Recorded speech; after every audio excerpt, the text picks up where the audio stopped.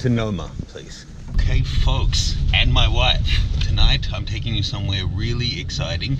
It's actually my birthday weekend, but I'm surprising my wife. We're going to Noma. Now Noma, for those of you who don't know, has regularly been rated as the world's #1 restaurant. They have seasonal menus. It's amazing the things they're doing. They're really pioneers of that new latest generation of cuisine, like taking over from El Bulli. They've just started their seafood menu as of like 2 weeks ago, managed to snag a table at the end of last year when reservations open. So we're headed there now, and I have an extra surprise for you once we get there as well.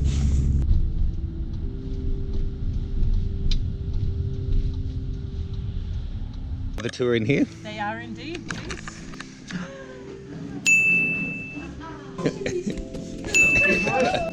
Hi. Thank you. Oh. Welcome.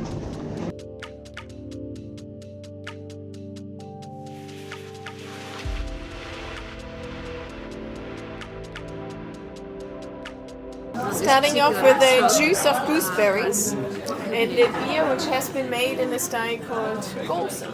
This one comes from, or the idea comes from Germany. Queen clam from Norway. It's been opened just as you walked in, so it's still alive, and it's still attached to the shell on the bottom. With the shell that's behind, make sure that you... Oh yeah, it's still twitchy. So the orange first. Yes. I'll show you. We have found a nice little dessert. This one still move.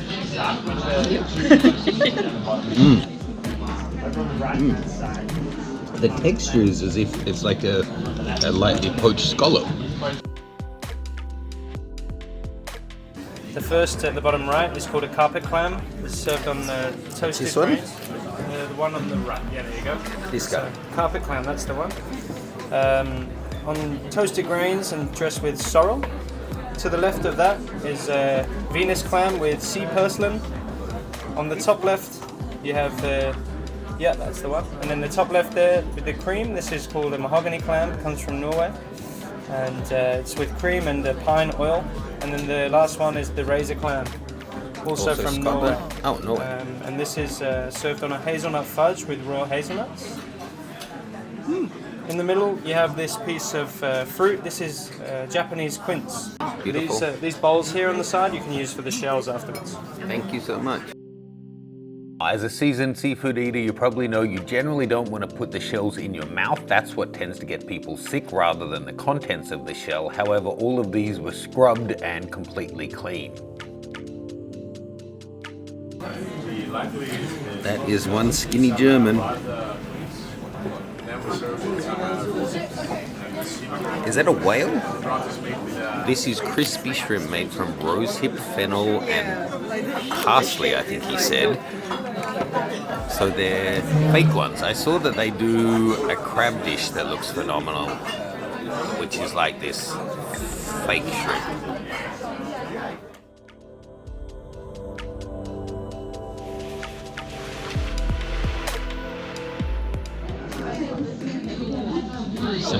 Is it seaweed or it looks like a leaf? I think it's seaweed. I'm breaking his rule. They're little fried shrimps. But the flavor is so weird flavor. Like the taste from the salty. Anything else hiding under there? Nope.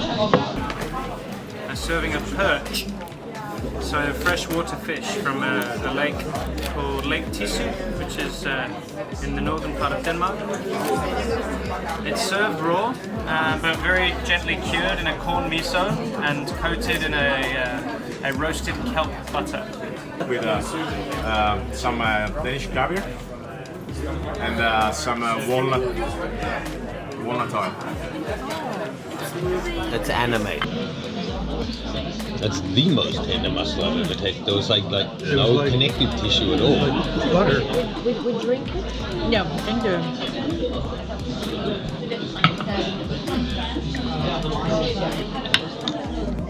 Again, just serve me that 10 more times and I'll be happy. Just a bowl of those and Actually, 40 times. This was a recurring theme on the evening, that there was so much method and technique behind the dishes that they didn't actually go into. They weren't trying to show off, they just let the food speak for itself. This mussel was actually 7 fillets from 7 different mussels layered together so it looked and felt like a single mussel, but just had the tenderest and most delicious parts of each. It was phenomenal and would have been hours of work. So uni from the Faroe Islands. I've never had uni from the Faroe Islands on barbecued barley. That looks like some cake. It does. We noticed in Copenhagen there's a big trend towards fully natural and unfiltered wines, and that was true at Noma as well. Everything we had fell into that category, as well as some seasonal beers. And then we serve with some rosips from the Danish seaside and seabutter. The broth is made with mussels and gooseberries.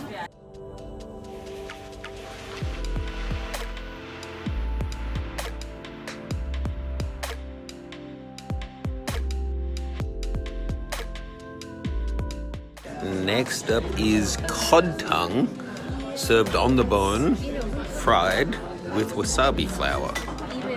So the snare is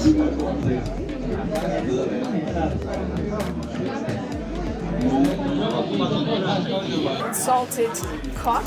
We get this cod from the Faroe Islands, and as it got salted to have it preserved, we need to again put it into water to actually hydrate it and then get a bit of the salt out as well. Exactly this. Yeah. We put it in a sheet of caramelized milk. So when you imagine that you boil up milk, you always get this very thin caramelized skin. what? Milk. Milk, sorry. You always get this very thin skin on top of the milk. We make this a little bit thicker and let it caramelize so that it gets actually as well through to that, the brown color. Yeah. On top you got the leaves of the oyster plant. Those are oyster leaves. They do have a flavor of oysters, but nothing to do in the end with that animal. Sorry. Fun fact. But just pick it up by itself and then, all together, and then enjoy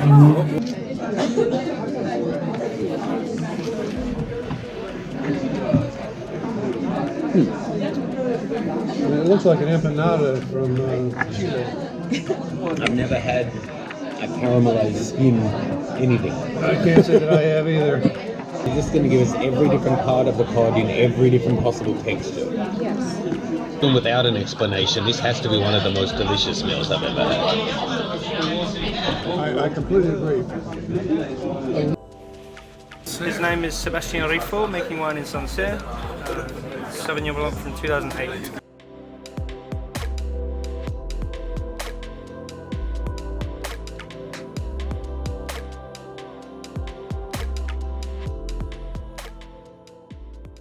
So it is a flatbread made from malt and beer, and then stuffed with the crab head meat. And this one is from the stone crab here from Denmark. So we take the head meat, make a ragu, stuff it inside, and then you have on top the picked crab meats. Flatbread made with malt and Beer. And beer, that's the flatbreads. Velbekomme.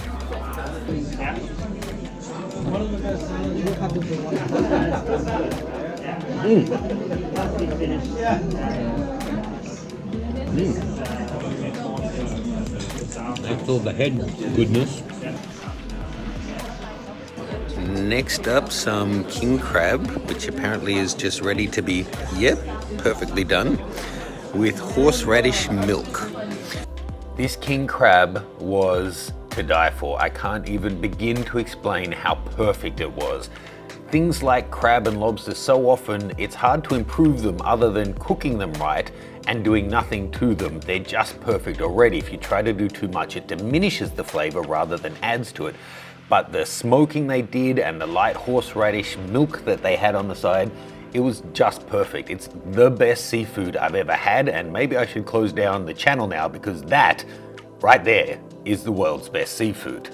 Now with a salad of the rest of the king crab leg. Of course, there's the smaller part of the leg there, which we've also smoked. It's just mixed in here with some fresh greens, a bit of smoked butter as well. Just take off the lid, you'll find the salad inside. You can use the spoon that's already in there in order to eat this. awesome. This is a saison, a sour beer, which is brewed with sloe berries, black currants, and blueberries.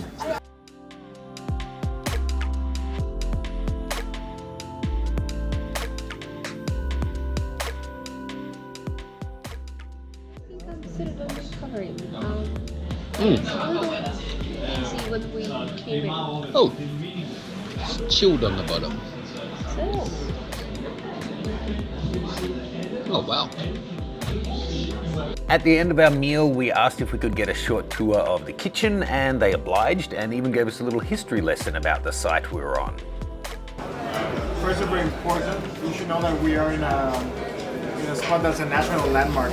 And there's also a little mound here. They both go into the city, and it's like a very ancient fort from the Middle Age. And then with the years, it became like a military zone that served very well during the First and Second World Wars. And it started right here with this this is a whole naval zone that extends all the way through the other canal. Navy pier. This was a Navy deposit for bombs and for mines, for sea mines. This area. 40 chefs per kitchen, and that is a stove top. No gas at all. Induction cooktop. It's really not easy to cook a crab like this directly on the fire. That's pretty amazing, you know. I had no idea it was going to happen on fire. On top of the dozens of chefs, they also regularly have a lot of interns here learning, and the level of care is unbelievable. Although it is kind of a construction line, Renee and the other test chefs put together the precise menu and they're just there to execute it. So they still do a weekly challenge where the chefs can put together ideas and serve it to each other and get feedback on it, so they can continue developing their creative side whilst executing on the fairly buttoned down menu that the main chefs have put together for the season. You probably know about molecular gastronomy thanks to places like El Bulli, but Noma are pioneers in using fermentation to add flavor and complexity to their dishes. That guy with the frizzy hair in the background is David Zilber, and he's their fermentation guru. In fact, he and Renee, the owner, have just recently put out a book all about fermentation. No, it's some kind of fruit, right? Yeah, it's the plums you had, the dessert. Yes. Just when we thought they'd used up the whole cod, this is fried cod skin dipped in Mexican chocolate with thyme. When our tour finished, we were taken to a lounge. They were getting ready for the second seating. All of our gear had already been moved there and served tea or coffee as we liked. Overall, simply the best meal I've ever had. The level of care, the atmosphere, the food, everything was absolutely faultless. And whether it was a $50 meal or a $500 meal, if you like seafood, all of the dishes that came out were just absolutely delicious, and they belied the amount of technique and difficulty in putting them together. In terms of cost, this is not cheap. The food is about $400 per person, and then wines, water, or juices are on top of that. But if you get the chance to go, and if you have the pocketbook that'll allow you to, definitely do. It was the highlight of anywhere I've eaten to date. Please do like and subscribe to see if I'm ever able to find anywhere that tops this on my ongoing search for the world's best seafood.